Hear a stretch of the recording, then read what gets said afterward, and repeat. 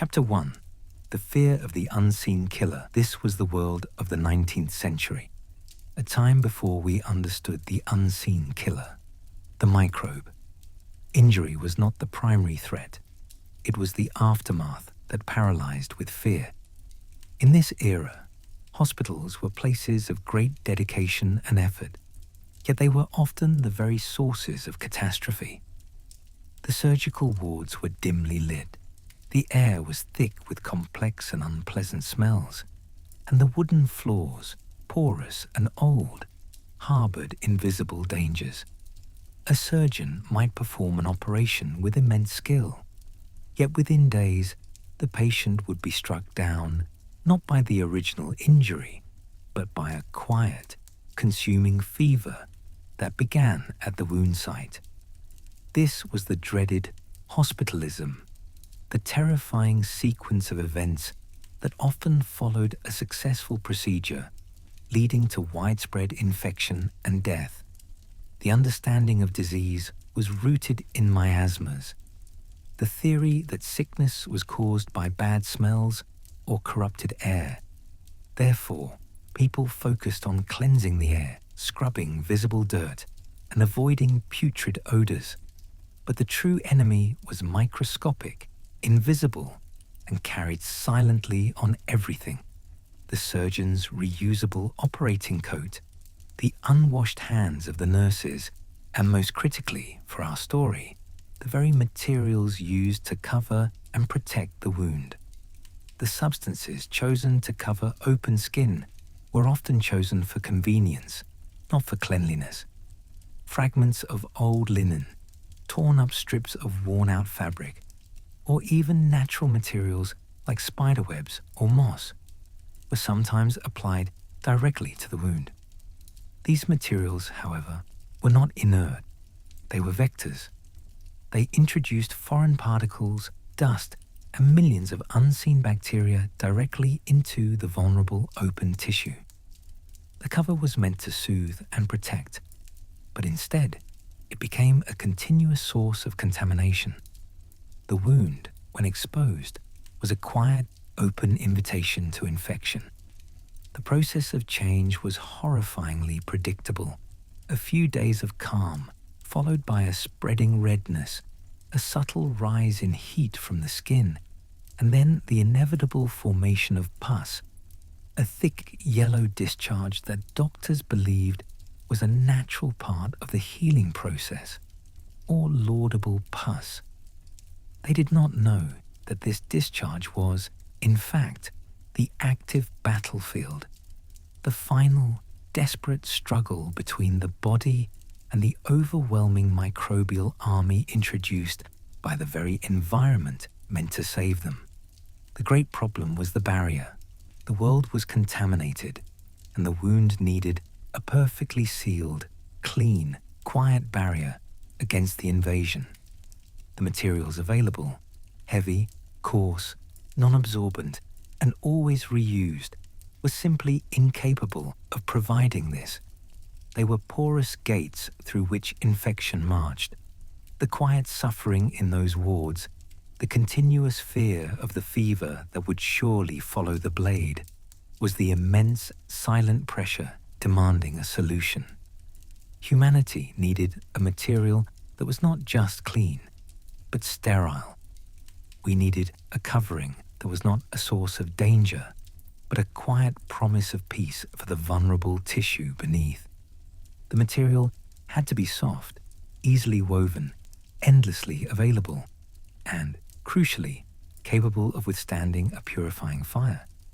That material, simple cotton cloth, awaited its moment of silent transformation. The age of chaos was ready to yield to the age of quiet, clean order. If you love stories of the past, the kind that remind us how small inventions shaped the world, consider subscribing. We make these videos free so you can fall asleep learning something new about history. Your support helps us keep these quiet stories alive. Now let's get back to the video. Chapter 2.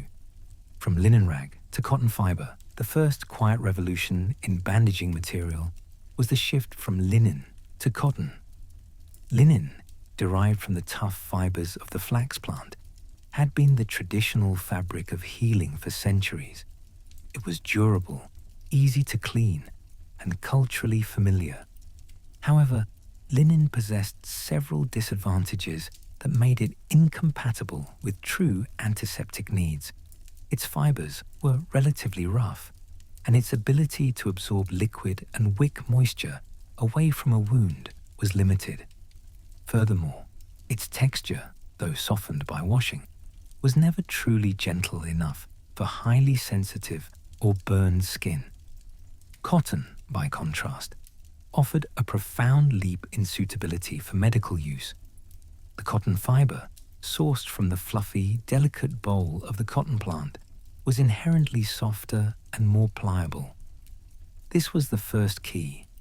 The material itself possessed a natural, soothing quality that required less harsh processing.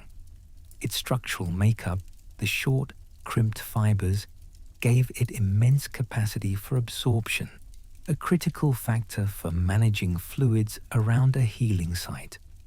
When woven into a gauze, cotton fabric created a delicate, open mesh that was highly absorbent and allowed the skin beneath to breathe, a passive ventilation crucial for healing. The rise of cotton as the supreme medical textile coincided with the Industrial Revolution in textiles. Mass production made cotton fabric cheap and infinitely available, a necessity for a material that must be considered single-use to ensure true sterilization. Linen was too expensive and too valued to be discarded after one application. It was washed, reused, and thus perpetually contaminated. Cotton could be produced in such vast quantities that it could be manufactured, applied, and then quietly destroyed, eliminating the cycle of cross-contamination that plagued hospitals. The transformation of raw cotton into medical gauze was a process of meticulous refinement. The fibers were not just woven, they were purified. The raw cotton was subjected to processes that removed all natural oils, waxes, and impurities, a process known as scouring and bleaching. The resulting fabric was not merely white, it was chemically inert, highly porous, and astonishingly absorbent. The final gauze was a stark, clean white, a visual symbol of its purity and readiness for intimate contact with the human body. The weave itself was critical. Gauze is not a tightly woven material like a shirt or a sheet. It is a loose, open mesh, a fabric deliberately structured with gaps and spaces between the threads. This construction maximized its surface area, enhancing its ability to quickly soak up liquids and allowed air to circulate freely. This open texture was the second key. It made the material lightweight, flexible, and perfectly conforming to the complex contours of the body. The shift from the rough, expensive, and perpetually contaminated linen rag to the soft, cheap, absorbent, and disposable cotton gauze was a quiet triumph of botany, chemistry, and industrial scale. It gave the medical profession a medium that was gentle enough for the most fragile skin and pure enough to serve as the first necessary barrier against the unseen enemies lurking in the 19th century air. The simple cotton fiber, purified and loosely woven, was now ready for its baptism by fire. The intense heat of sterilization. Chapter 3. The quiet authority of Joseph Lister. The soft purity of the cotton fiber alone was not enough. It required the guiding hand of a revolutionary idea. That idea belonged to Joseph Lister, a British surgeon whose quiet, methodical work in the mid-19th century laid the intellectual foundation for the entire modern concept of the sterile bandage. Lister was not an inventor of materials, but an inventor of clean method, and his work gave the pure cotton gauze its purpose. Lister was deeply troubled by the continuous catastrophic failure of surgery. He observed that broken bones mended easily if the skin was unbroken, but if the skin was pierced, introducing the wound to the bad air, infection was almost guaranteed. He made the crucial intellectual leap that infection was not caused by miasmas, but by living agents that could be transferred from the air, instruments, or dressings. His inspiration came from the work of Louis Pasteur, who demonstrated that fermentation and putrefaction were caused by microscopic organisms. Lister concluded that if fermentation could be prevented by killing the organisms, perhaps surgical infection could be prevented too. His solution was to introduce antiseptic principles into every single step of the surgical procedure.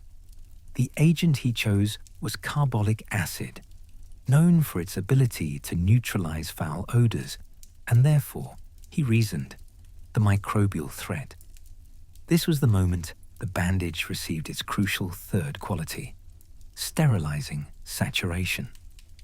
Lister began soaking all surgical tools, operating surfaces, and most importantly, the dressing materials, the clean cotton gauze, in a solution of carbolic acid.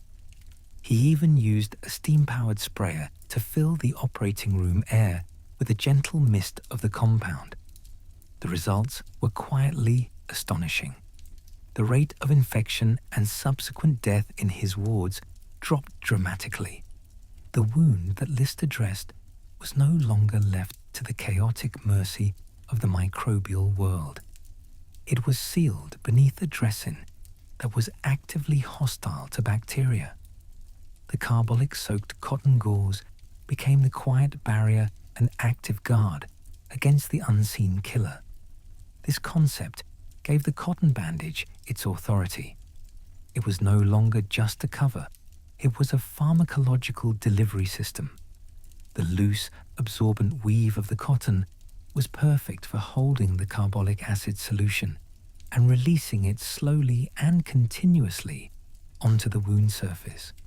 Lister's method dictated that the wound must be covered completely and immediately with the antiseptic dressing, which was then sealed with a layer of material to prevent air from reaching the deeper layers.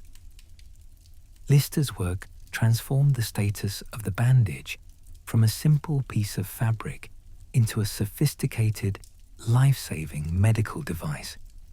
It established the fundamental rule of modern wound care. The material must be clean, and the material must be treated. The soft cotton gauze, now imbued with the quiet authority of carbolic acid, was ready to embark on its new role as the world's most gentle and effective protector against the microbial threat. His was the quiet revolution of cleanliness, paving the way for the age of sterile perfection. Chapter 4. The Quiet Order of Industrial Sterilization. The creation of industrial sterilization. To truly defeat the microbial enemy, every single yard of gauze and every single cotton swab had to be processed and packaged under conditions of absolute continuous purity. This required a quiet revolution in factory discipline and cleanliness. The process began with the woven cotton fabric itself. As noted, the raw cotton was stripped of all its natural oils and bleached until it was chemically pure.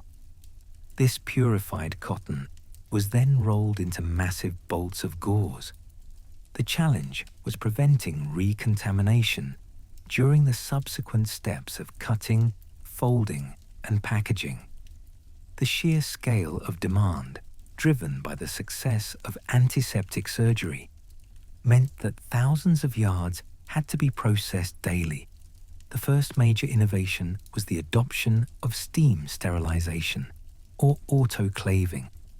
Developed for industrial and laboratory use, the autoclave subjects materials to extremely high temperature, high-pressure steam for sustained periods. This process ensures the complete destruction of all microbes, spores, and viruses. Factory floors dedicated to medical dressings installed massive, gleaming autoclaves into which the processed gauze, prepackaged in its protective paper wrappers, was placed. The quiet, intense heat of the steam became the final, decisive, purifying force. The second quiet innovation was the sterile packaging.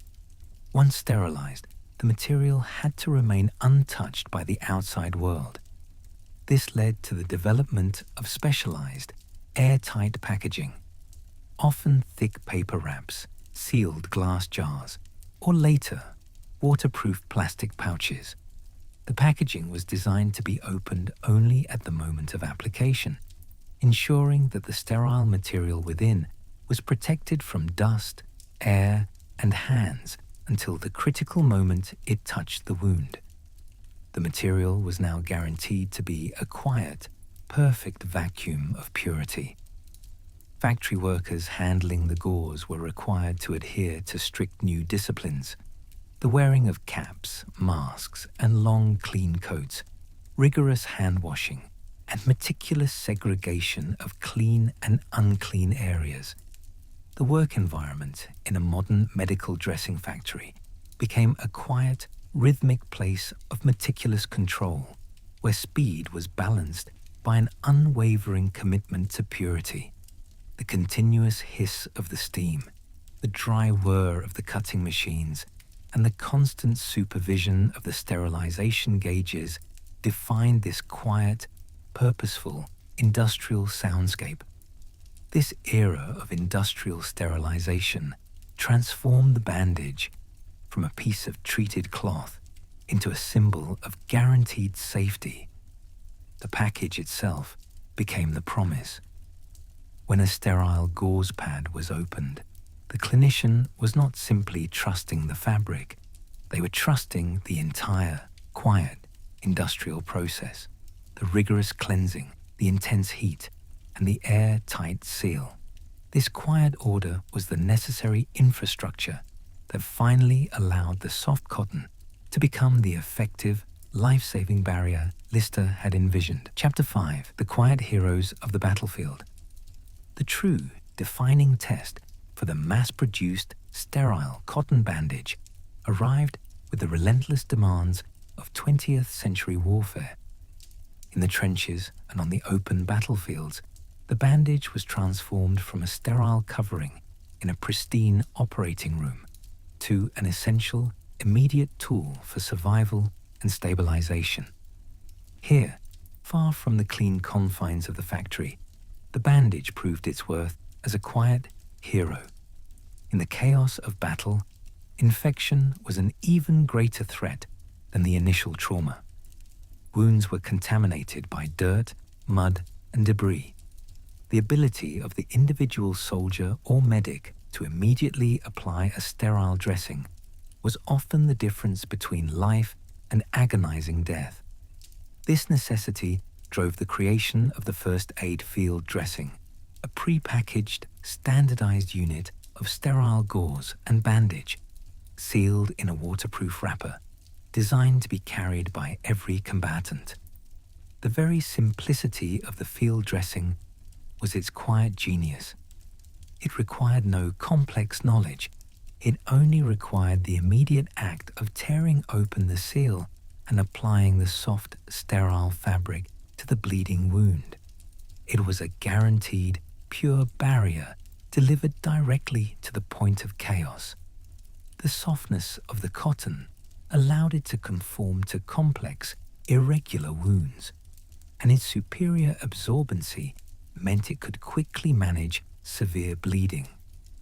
The medic's role became a quiet, rhythmic application of these sterile principles. Amidst the deafening sound of battle, the medic's work involved small, quiet, necessary acts. The gentle snip of the shears cutting away clothing, the tearing rip of the sterile package seal, and the slow, steady rhythm of wrapping the bandage. This process, the focus on clean cloth and controlled pressure, became a small, personal sanctuary of order in a world of disorder. For the wounded soldier, the application of the sterile bandage was a powerful psychological comfort. It was the immediate, tangible sign that the microbial threat was being contained and that the process of healing had begun. The soft, clean pressure of the bandage was a gentle contrast to the rough reality of the injury, providing a moment of quiet assurance. The large-scale production of bandages during the World Wars accelerated the textile industry's understanding of material performance under stress.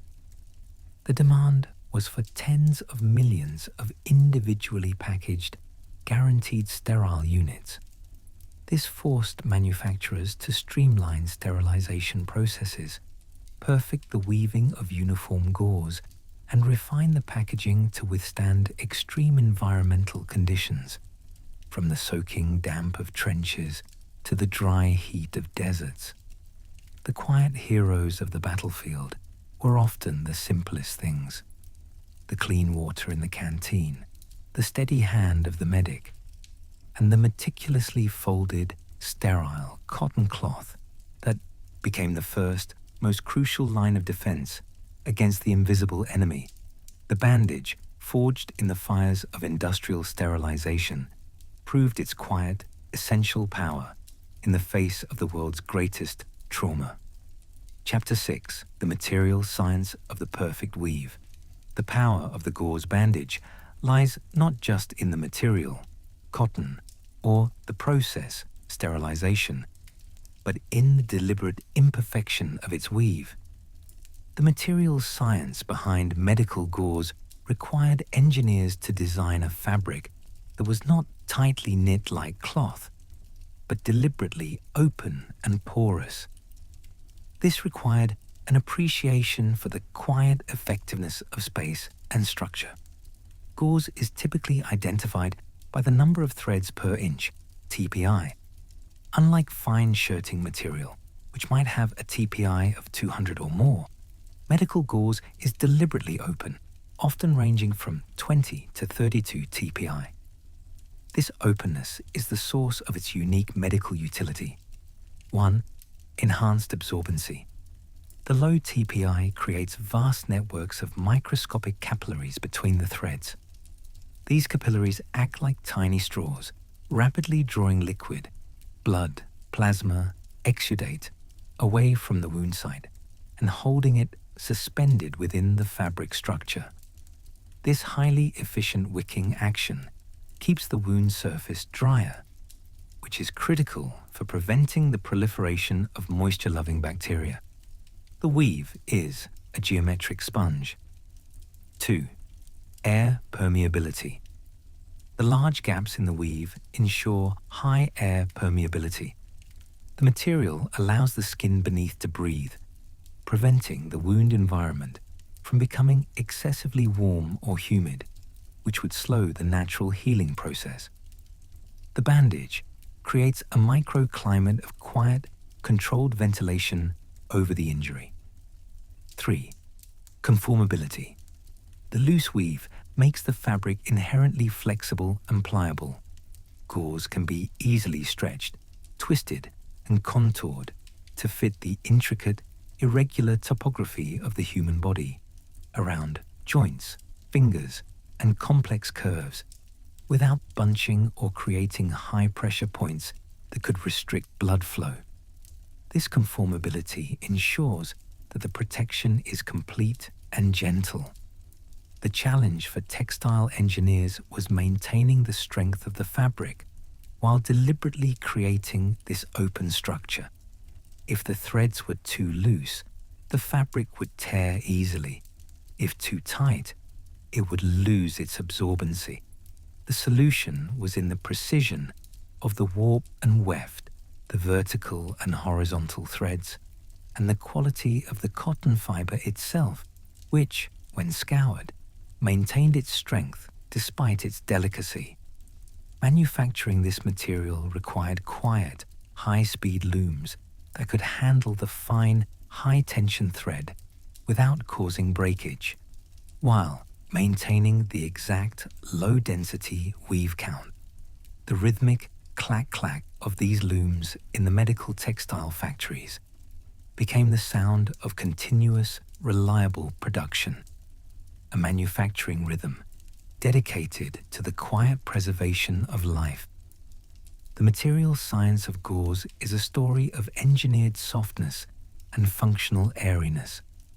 The perfect weave is one that balances structural integrity with porous openness, creating a soft, lightweight material that is both a powerful absorbent and a gentle, breathing barrier. This geometric structure is the silent, essential prerequisite for effective wound management. Chapter 7. The quiet ritual of application.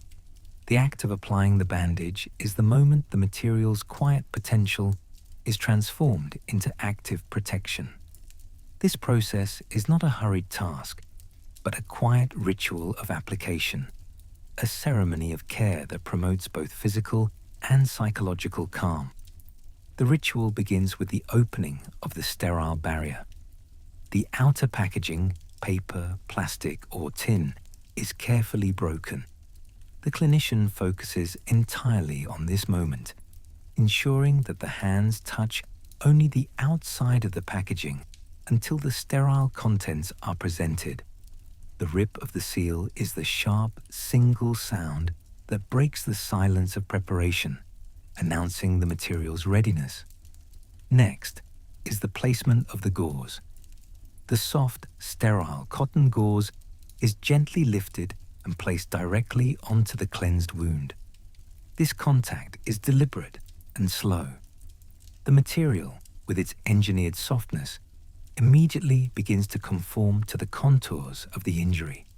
There is no harshness, no abrasion, only the quiet, gentle presence of the pure cloth. The initial layer acts as the primary dressing, providing absorption and the contact point for healing. Finally, the wrapping of the bandage commences.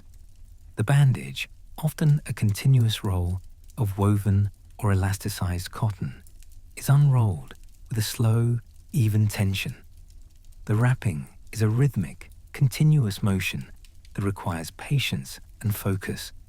The wraps must overlap consistently, creating layers of gentle pressure that stabilize the dressing and control minor swelling, but never so tight as to restrict circulation.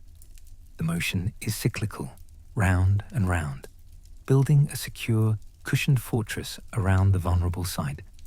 The soft shh, shh sound of the bandage unrolling acts as a metronome, dictating the calm, even tempo of the wrapping process. This entire ritual is an exercise in controlled movement and mental focus.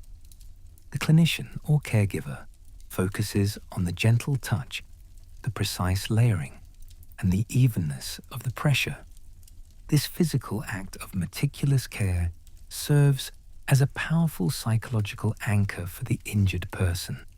The quiet confidence and controlled rhythm of the application convey a sense of competence and calm, which can significantly reduce the anxiety and fear associated with trauma. The quiet ritual of application is the final, essential step in the bandage's journey. It transforms the sterile cotton from an inert material into an active instrument of healing, sealed by the careful, rhythmic pressure of the human hand. It is a ceremony of protection, built upon the foundation of softness and quiet, focused intent. Chapter 8. The bandage, a psychological anchor. The function of the bandage extends far beyond its physical role as an absorbent dressing and bacterial barrier. Once applied, the clean, firm presence of the wrap acts as a powerful psychological anchor, providing the injured person with an immediate, tangible sense of security, containment, and care. To the injured person, the trauma is often accompanied by feelings of exposure, fragility, and a loss of physical control. The wound feels vulnerable, open to the chaotic world, The arrival of the bandage addresses these fears immediately. The pressure of the wrap, though gentle, provides a sense of containment. The injured limb or area is stabilized, reassuring the nervous system that the damage is recognized, isolated, and being actively managed. This physical containment translates directly into mental calm. The visual cleanliness of the bandage, the pristine white of the cotton gauze, is also a crucial psychological cue. It contrasts sharply with the memory of the injury, the blood, and the dirt. The clean wrap is a visible declaration that the external chaos has been replaced by quiet, meticulous order. It signals to the brain that the danger has passed and that a process of purification and repair is now underway. Furthermore, the bandage is a constant, quiet reminder of care received. The wrapped material is a tangible sign that another person took the time, expertise, and focus to apply a meticulous layer of protection. This nonverbal communication of care is deeply comforting and helps to reduce feelings of isolation and fear. The simple fact that the soft cotton is present, gently covering the vulnerable skin, allows the mind to focus its energy away from the trauma and toward the necessary task of healing. The gentle, even pressure of the wrap also acts as a sensory governor. It slightly dulls the immediate, sharp pain signals from the wound, replacing them with the continuous, duller sensation of the wrap itself. This consistent, predictable sensory input is less alarming to the brain than chaotic, sharp bursts of pain, promoting a state of quiet rest. The bandage, therefore, is an object of profound psychological importance. It is a promise wrapped in soft cotton. The body is safe, the process is controlled, and the healing has begun. The quiet, firm pressure and the visual purity of the bandage allow the mind to finally rest and direct its resources to the deep, silent work of cellular repair beneath the surface. The bandage is not just covering a wound, it is anchoring a mind. Chapter 9. The specialization of the modern barrier. While the fundamental principles of sterility and absorption remain, textile science and polymer chemistry have introduced advanced materials designed to optimize healing for specific types of injuries and environments. The quiet sophistication of the modern bandage reflects humanity's deep understanding of the cellular process of repair. One key specialization is the occlusive and semi-occlusive dressings, such as hydrocolloids and films. Unlike traditional gauze, which is air permeable, these modern dressings are designed to trap moisture and air against the wound. This controlled, humid environment mimics the body's natural state and is now known to accelerate the migration of epithelial cells, speeding up recovery. The hydrocolloid, in particular, interacts with wound exudate to form a soft protective gel, a quiet, gentle mechanism that promotes healing from the inside out. Another significant development is the use of antimicrobial dressings. These materials are infused with active agents like silver or iodine, which are slowly released into the wound bed. This provides a continuous, quiet defense against resistant bacteria without the harshness of earlier chemicals like strong carbolic acid. The silver ions work silently, constantly neutralizing the microbial threat, allowing the body's natural defenses to focus solely on tissue repair. Furthermore, the development of elasticized bandages, like athletic wraps, transformed stabilization. By weaving cotton with synthetic elastic fibers, manufacturers created a wrap that provides precise, graded compression.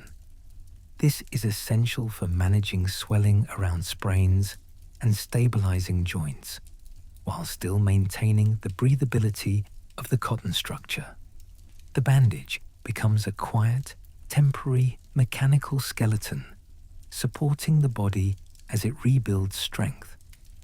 The quiet, continuous work of textile engineers focuses on creating materials that are less adherent. Traditional gauze could sometimes stick to the wound bed, causing pain and disrupting fragile new tissue upon removal. Modern dressings often incorporate non-stick layers, like silicone or thin plastic films, that contact the wound, ensuring that the act of changing the dressing, a necessary and quiet part of the routine, is as painless and gentle as possible.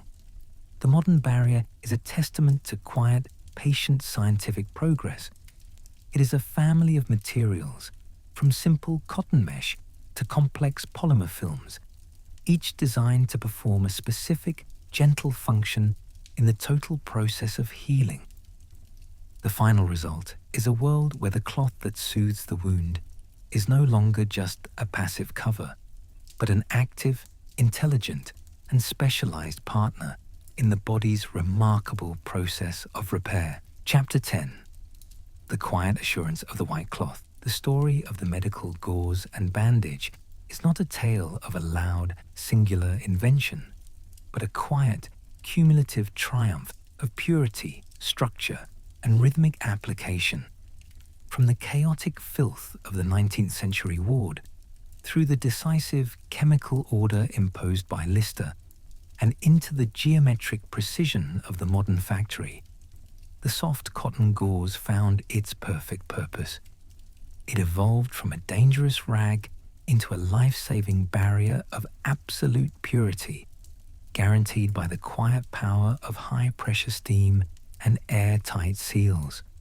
The white cloth became the first and most critical line of defense against the unseen world. The quiet genius of the bandage is that it requires trust. When a hand applies the clean gauze, it is not merely covering an injury. It is making a promise.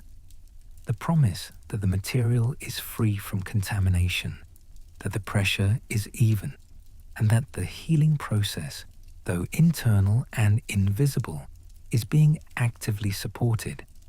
This trust is built on the rhythmic consistency of the material itself, its uniform absorbency, its non-abrasive softness, and its unwavering structural integrity. The cloth that soothes the wound functions as a physical and mental sanctuary. Its application transforms a chaotic, exposed injury into a contained, orderly area. The gentle, rhythmic pressure of the wrap replaces fear with stability, allowing the injured mind to finally surrender to the internal process of repair.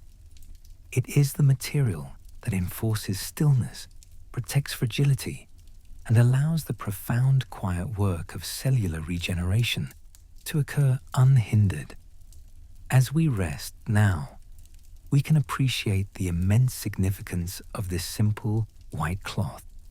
It represents the quiet victory over microbial threat, the triumph of cleanliness over chaos, and the continuous human commitment to gentle, effective care.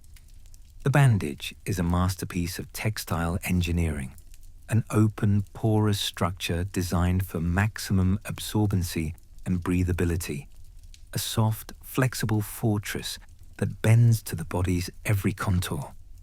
The quiet assurance of the white cloth is that the body is held, the wound is protected, the chaos is sealed out. The work of healing is now a deep internal rhythm, and the barrier is sound.